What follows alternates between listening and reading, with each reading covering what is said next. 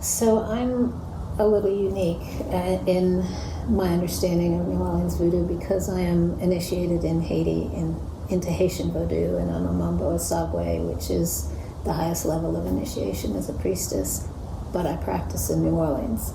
And there are certain developments that I add to my ceremonies that you wouldn't see in Haiti. There are a couple things done a little differently.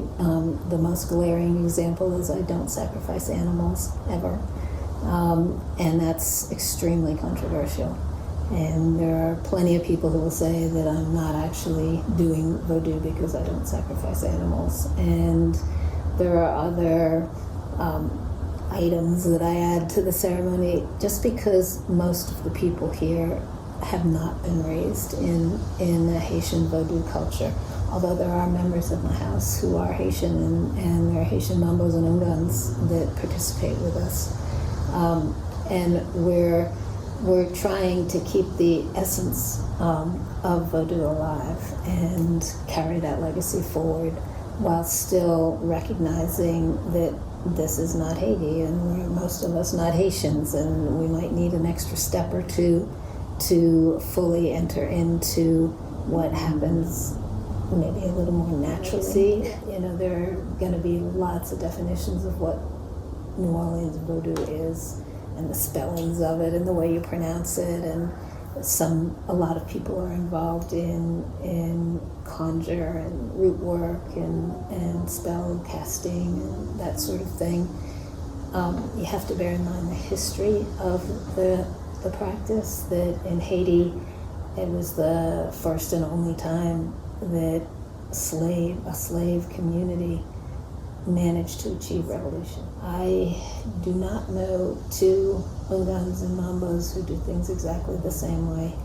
And my papa, the man who initiated me, would say to me, you need to pay attention because I might not be here forever, and so I want you to watch what I'm doing so you know how to do it. And then I swear he never did anything the same way twice. I'd be like, okay, well. So women tend to be very active within voodoo and very powerful, and certainly have equal power as men, which is refreshing to me, and fairly unique to voodoo, I think. But it is not only women that practice and have power, and I've seen men, usually you see male drummers, but I have seen women drummers, and they're just as powerful and strong. There's not a role in voodoo that is assigned to men that women can't perform. So you had asked about, are there secretive parts of voodoo, and certainly the initiation ceremonies are pretty secret, and part of that is because talking about them is very different than experiencing them, but also you want each person to have a true experience. You want them to be able to just walk into the arms of spirit and say, okay, what are you gonna ask of me here?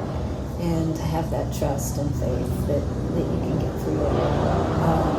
I've always heard in initiatory circles, not just in voodoo, that secret, the word has to do with secretions, and that there are things that have to gel inside of yourself. Your third eye has to open up, your intuitive self has to open up. In Voodoo, it's referred to as going to Guinea. You're going to the spiritual island under the ocean, and it's an ocean of spirit, and there's just no substitute for that. And there's no really talking about it. It's something that you experience. So those are very private, personal experiences, and everyone takes oaths not to discuss what happens in those ceremonies. In Voodoo, it's a very gradual process. There's a great deal of knowledge that you have to have gained on one level. You have to have an ability to, there's just so much to learn. There's thousands of sacred songs, there's rhythms, there's dances, there's understanding all the symbolism of the ceremony and what triggers there's a whole language that's encoded in there. The ceremonies become a language that are telling you what's going on. But you also have to learn the technology, really, of how do you go deeper? How do you put your daytime psychology aside? How do you quiet down that ego and let the natural unfold, the life force itself, the spirit itself come through you, and put yourself aside? I think that's very difficult for people. It takes some time. So there's a combination. If somebody comes to me and says that they want to initiate, I have to do divination. I have to talk to the spirits and ask them if this person is ready, and if I'm the appropriate person to initiate them. What are going to be the obstacles and challenges? What will be the best possible path forward for them?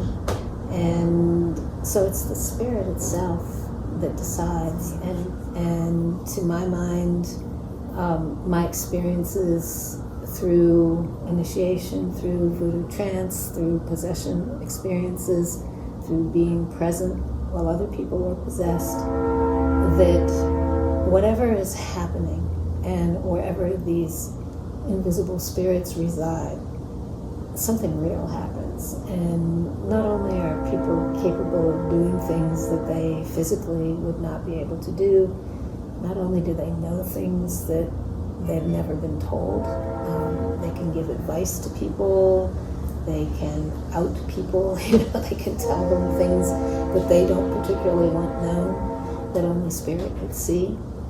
But the spirits also manifest in individuals, and not necessarily in ceremony. So you might be looking for a sign, you might be looking for some information or inspiration in your life, and you don't know which way to go.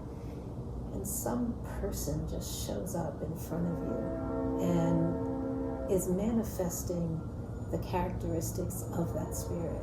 And it might be like, well, the opener of doors, and some half-lame old guy comes up holding a cane and smoking a cigar and just says something to you so completely inappropriate for a total stranger, but absolutely significant if it's coming from Legba. And then you turn around to look at the person and they're just not there, they're gone. And it's just very hard to explain away those things. And they're all different kinds of ceremony, and some are personal and private that people do at home. Again, in New Orleans voodoo, there's a lot of supplicating spirit for whatever ends you're looking for. A lot of practitioners are looking to bring balance back into the world. A lot of people are looking for protection. When we do ceremonies in my temple here, and there are weekly ceremonies, and there's a whole community that comes and participates, we're really just serving a different spirit each week and honoring them. And let me always be aware that there is this other level to existence. It's not just what we see here, and there's deeper meaning and deeper purpose and an order to the universe that I can be part of and be aware of. But you better have a plan for how you're going to honor the spirit, how you're going to recognize them. There has to be a level of sincerity, humility, and that I don't go to them commanding them to do my will. That's just not what I'm about. And I think when you do, and you call up a force like Erzulie Gay Rouge, the Erzulie with the red eyes, who eats people as her offering, how are you going to appease her? How are you going to give her what she needs without doing real damage to yourself and to the world around you? I think about that, the people leading our physical world and the millions of people that have died in battle. And what is the point? Can we learn better? These are really dangerous times. And so good luck to humanity if we don't recognize that we aren't all that. If we can't even learn a simple lesson of how to get along with each other and work together, we are really not the highest level of existence here. influencing. There are certainly people who use voodoo for intentionally harmful effects. And I certainly know people who do spell work to harm another person, to split up couples because they want the man or whatever. I think it's appropriate if somebody is, give the example, somebody's a serial rapist. Yeah, you want to stop that person. You want to call spirit's attention to this person is a problem. And so you want to go to a different source of power. And so I see it all the time. I see people who work with sort of negative spirits, damaging spirits, and they try to feed them other people, but I see other people's psyches. But what I see is they go nuts and their lives fall apart ultimately. They might get away with it for a while, but you do see where the calamity befalls them. And voodoo is my practice and my religion, and I think it is all about balance and healing and affirming life and about freedom and respect and honor. I think it can be very scary encountering spirits and otherworldly things, invisible things, and it can cause you to question your own sanity, especially because coming from the rest of the world around you, this is ridiculous stuff and silly things to be spending your time on and your intelligence on. But I think it is also an incredibly beautiful thing and an affirming thing, and stabilizes us because we're all here very briefly. And at my age, I'm 71, getting aware of how really brief this passage on earth is. I'm also deeply indebted to my ancestors. They stayed connected to their ancestors, and they stayed connected to who they were, and they could focus on a reality that wasn't limited to the horrors that they were experiencing. It gave them the strength to spiritually survive that experience and not lose their souls and their connection to their divinity.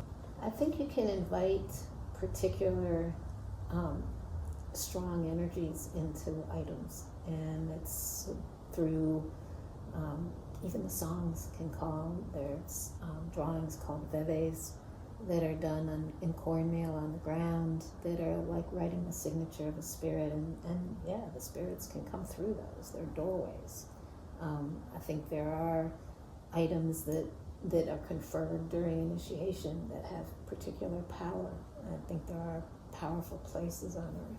There's going to be lots of controversy about voodoo dolls, and there's all kinds of voodoo dolls. There's the ones made in China here in New Orleans that you get in the voodoo shops with the pins in them to harm somebody.